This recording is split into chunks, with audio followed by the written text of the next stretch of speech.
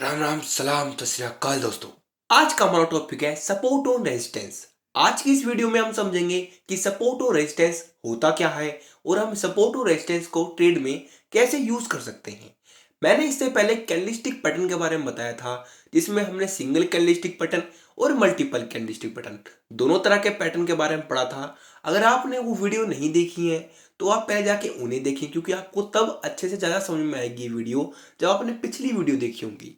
अगर आप देखना नहीं चाहते हैं तो कोई बात नहीं है, क्योंकि इससे जब हम अगली वीडियो जिसमें मैं लाऊंगा, जिसमें हम ये सीखेंगे कि आखिर हम ट्रेड को एग्जीक्यूट कैसे करते हैं, अगर हम ट्रेड लेते कैसे हैं मार्केट में, उसके लिए तो आपको फिर वो वीडियो देखनी ही होंगी। अगर आपने नहीं देखी है तो देख लो भाई, मैं आपको लिंक डिस्क्रिप्शन में प्रोवाइड कर दूंगा। क्यों गरीब के पेट पे लात मार रहे हो, देख लो, एक बार देख लो। अगर मैं कहूँ इतिहास अपने आप को दोहराता है, यानी इतिहास में होने वाली चीजें दोबारा से रिपीट होती हैं, हिस्ट्री रिपीट इटसेल्फ। मैंने टेक्निकल एनालिसिस जब शुरू करा था तो शुरू में ही कुछ पॉइंट्स बताए थे उसमें कि इतिहास अपने आप को दोहराता है, और ऐसा सच भी है। आप भी देख सकते हैं कि इतिहास अपने आप को दोहराता है, और जरूर दोहराता है। और ट्रेडिंग में भी या फिर मार्केट में भी इतिहास अपने आप को दोहराता है।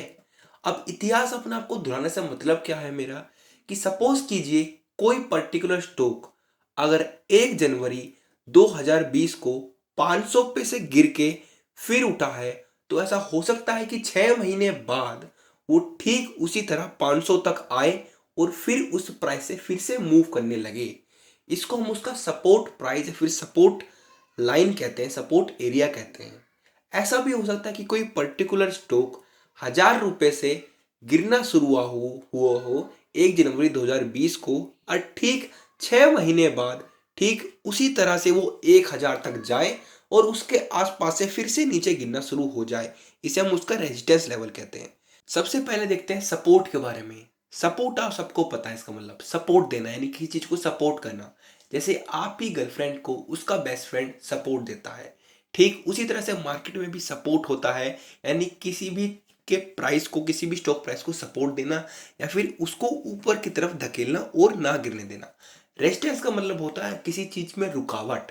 जैसे वो बेस्ट फ्रेंड आप दोनों की सेटिंग के बीच में एक रुकावट है, ऐसे ठीक मार्केट में रेजिस्टेंस का मतलब होता है रुकावट या किसी भी स्टॉक प्राइस को और ऊपर ना जाने देना और उसे नीचे की तरफ धकेलना, उस पर दबाव बनाना ताकि वो प्राइस नीचे की तरफ नीचे चले जाए।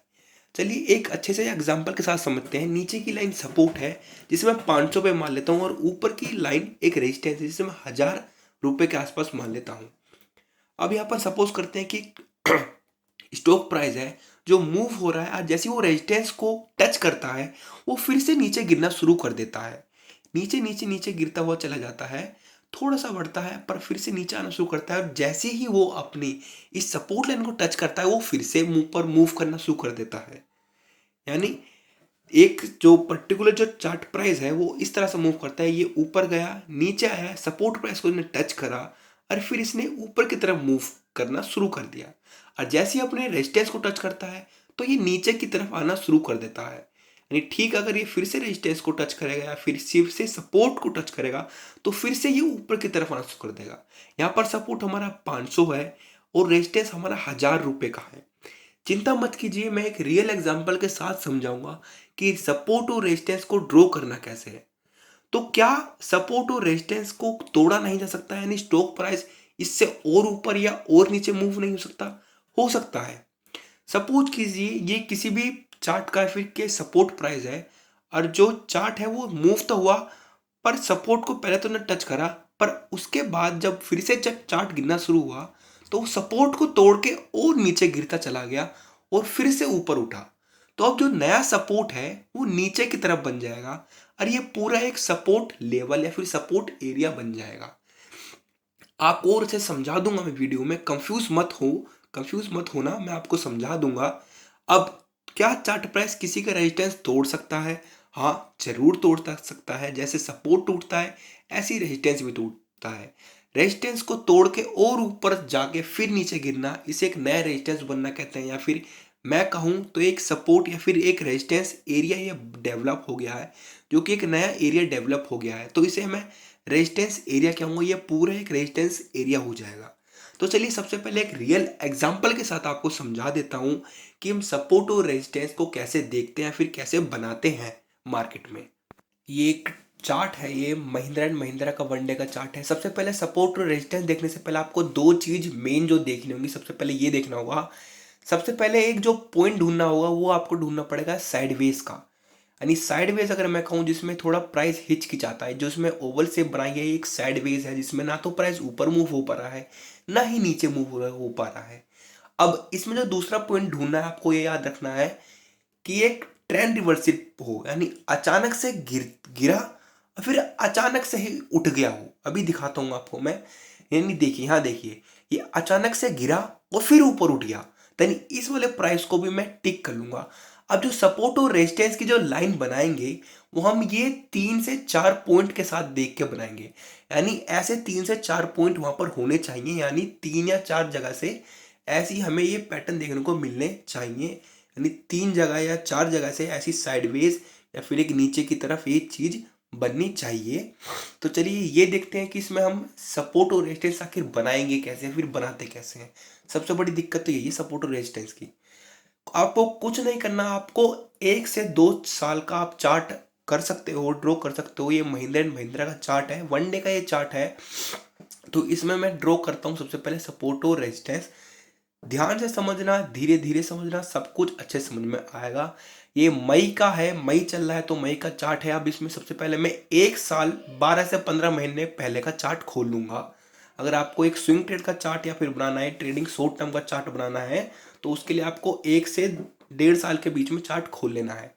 अब आपको एक चीज देखनी होगी, यहाँ पर देखिए प्राइस कितनी बार सेम प्राइस से कितनी बार हिट हुआ है।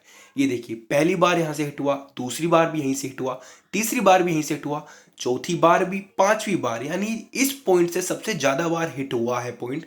तो मैं यहाँ पर एक लाइन बनाऊंगा जिसे मैं नीचे तक एक्सटेंड कर दूंगा। अब नीचे तक एक्सटेंड इसलिए करा क्योंकि यहाँ पर देखिए आपको प्राइस दिखेगा कि जो सपोर्ट जो प्राइस है वो इसके नीचे तक भी आया है। तो यानी ये जो पूरा मेरा हो जाएगा एक सपोर्ट एरिया हो जाएगा।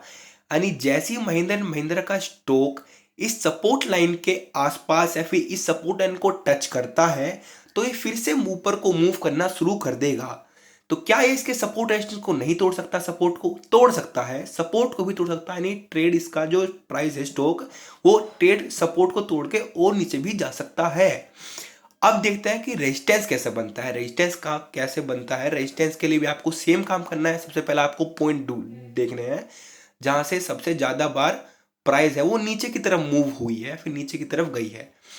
यहाँ देखिए सबसे पहली बार जो यहाँ पर साइडवेज बना था, यहाँ से हिचकिचाया, यहाँ से नीचे गई, और दूसरी बार यहाँ से गई, और तीसरी बार भी इसी से गई। तो मैं देख सकता हूँ कि 3 बार भी जा रही हैं, यानी तीन बार काफी होगा, 3 से 4 बार जानी चाहिए। मिनिमम 3 प्राइस जो होनी चाहिए वो होनी चाहिए, यानी 3 बार इसी सेम प्राइस लेवल से ये नीचे की तरफ को जा रही हैं। तो मैं अपना रेजिस्टेंस यहाँ से ही बनाना शुरू कर दूँ, यानी रेजिस्टेंस जो मेरा बन जाएगा मैं अपना रेजिस्टेंस यहाँ से ही बनाना ड्रॉ शुरू कर दूँ। रेजिस्टेंस लाइन बनाई मैंने और मैं से ऊपर की तरफ एक्सटेंड कर दूंगा, क्योंकि जो मेरा प्राइस है वो 3 बार ऊपर से भी नीचे गिर रहा है। ध्यान से देखिए 3 बार ये ऊपर से भी नीचे गिर रहा है, पर अगर मैं ऊपर ही ड्रॉ कर देता तो ये नीचे के पॉइंट मेरे रह जाते, इसलिए मैंने नीचे के 3 देके ऊपर का एक्सटेंड किया है और ये पूरा मेरे एक रेजिस्टेंस एरिया, एक रेजिस्टेंस लेवल बन चुका है। तो यानी महिंद्रा एंड महिंद्रा का स्टॉक अपने रेजिस्टेंस के बहुत ही ज्यादा पास है, अपने नीचे वाले रेजिस्टेंस को तोड़ के अभी ऊपर वाले रेजिस्टेंस को छूने ही वाला है। तो अब ये देखने वाली बात होती है कि महिंद्रा एंड महिंद्रा का स्टॉक और ऊपर जाता है या नीचे आता है। वैसे तो मेरे को यहाँ पर एक बेरिश ट्रेंड दिखाई को दे रहा है, यहाँ पर बेस अपना पावर दिखाते तो हैं, शायद दिख तो रहे हैं, पर देखने वाली बात होगी यहाँ पर अभी नीचे गिरना शुरू होगा या फिर और ऊपर जाएगा। तो आपको समझ में आ गया होगा कि सपोर्ट और रेजिस्टेंस कैसे ड्रॉ करना है। अगर आपको फिर भी कोई डाउट है तो आप कमेंट सेक्शन में पूछ सकते हैं। अब बहुत जरूरी काम, चैनल को सब्सक्राइब करें और वीडियो को लाइक करें और घंटी वाले आइकन को भी दबाएं ताकि आपको न्यू नोटिफिकेशन मिल सके। Thank you.